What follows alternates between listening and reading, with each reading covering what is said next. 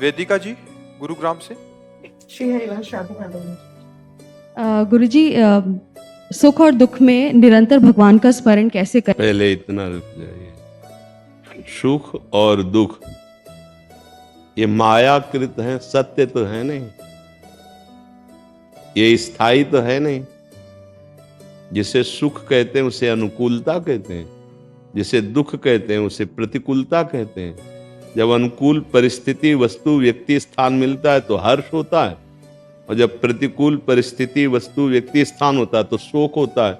ये दोनों द्वंद्व के अंतर्गत हैं। सुख और दुख की सत्ता है नहीं। मात्रा स्पर्शास्तु कौन्ते शीतोष्ण सुख दुखदा आगमा पाइनो अनित्यास्तास्ति तिक्षस्व भारत।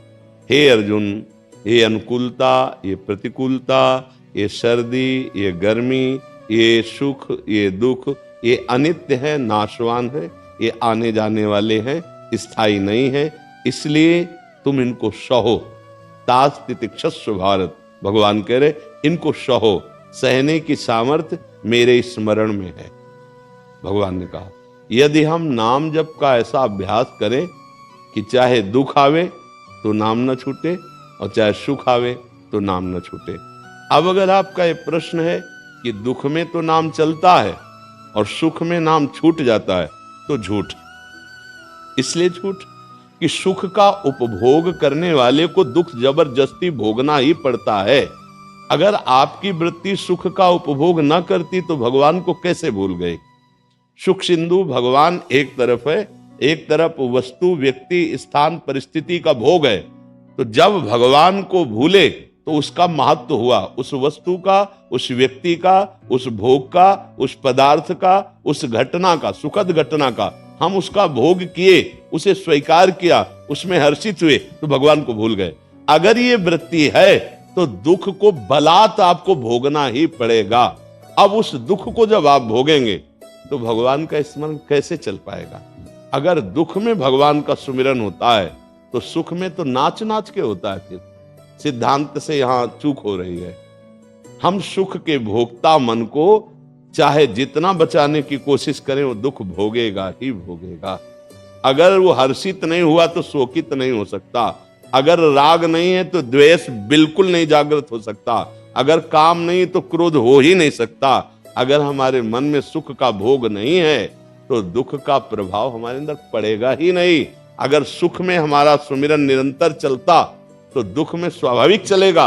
अगर सुख में भूल गए तो फिर हमारी बात कहीं त्रुटि हो रही, हम अनुभव नहीं कर पा रहे।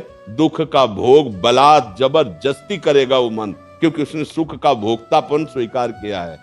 आप देख लीजिए, सुख में तो हमारा नाच नाच के भजन होता है और दुख में आर्तभाव से भजन होता है। दुख और सुख हमारे भजन को रोक सके इतनी सामर्थ्य नहीं है। पर अगर हम सुख को स्वीकार करते हैं, व्यक्ति हमें सुखद मिला, भूल गए भगवान को, तो एक तरफ श्री भगवान है, एक तरफ वो व्यक्ति का सुख है। बड़ा कौन हुआ? व्यक्ति का सुख, तभी तुम प्रभु को भूले। बड़ा कौन हुआ? पदार्थ का भोग। बड़ा कौन हुआ? कोई पद का भोग, किसी घटना का भोग। तो जब आप सुखद वृत्ति में इनको बड़ा कर लिया तो दुखद वृत्ति में बलात् आपको वो भोग भोगना पड़ेगा। ये सृष्टि का क्रम है। तो इसलिए हमें लगता है हम अभी अपनी सोच में, अपने चिंतन में सुधार करें, क्योंकि साधक है सुधार करने के लिए ये। हम सुखद परिस्थितियों में ऐसा नहीं कि हम उनका भोग ना करें। शरीर है, पानी पीना पड़ेगा, भोजन पाना पड़ेगा। सर्दी है तो उचित जो हमारे जैसी व्यवस्था, कपड़ा पहनना पड़ेगा। व्यवहार में जाना पड़ेगा। किसी की पत्नी है, किसी के मित्र है, किसी की बहू है, किसी के माता है, हमको इन सब व्यवहारों का पालन करना पड़ेगा, लेकिन साथ में नाम जप करते हुए। अगर नाम जप छूट गया तो दुख से आप बच ही नहीं सकते, नहीं बच सकते। फिर निरंतर नाम कैसे चलेगा? जब सुख में भूल गए तो फिर ये मतलब समझ में नहीं आया। सुख में नाम चल रहा है, दुख में भूल रहे हैं, तो इसमें बहुत जल्दी सुधार हो जाएगा। सुख में हम भूल गए तो दुख को भोगना ही पड़ेगा। जैसे हम किसी से राग करें तो द्वेष में चाहना नहीं है, अपने आप द्वेष हो जाएगा। हम काम से युक्त हो जाएं तो क्रोध अपने आप आ जाएगा। आज कामा संजायते क्रोधा, शास्त्र जो सिद्धांत है भगवान की वाणी है। तो हम वो दुख दुख ही नहीं जिसमें प्रभु का स्मरण चल रहा है, और जिसमें प्रभु का स्मरण चल रहा है इससे बड़ा कोई सुख नहीं। तो फिर सुख हमें भुला कैसे दिया? कौन सा सुख ऐसा था जिसने हमें प्रभु को भुलवा दिया? थोड़ा सुधार करना पड़ेगा, थोड़ी जानकारी अंदर की ठीक से रखनी पड़ेगी कि अभी हमारे सिस्टम में कमी है, जो भागवतिक सिस्टम है अभी उसमें कमी है। नहीं तो सुख में तो नाच नाच के भजन होता है और दुख में आर्त भाव से भजन होता है।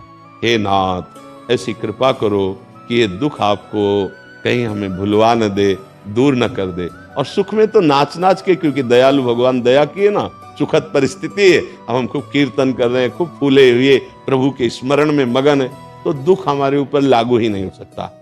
दुख तभी लागू होता है जब हम सुख में फूल कर प्रभु को भूल जाते हैं, उसमें हर्षित हो गए, तो अगला जो परिणाम आया शोकित।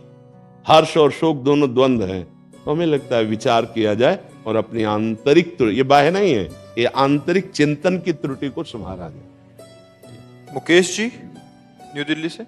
राधे राधे जी। हरे कृष्णा प्रभु।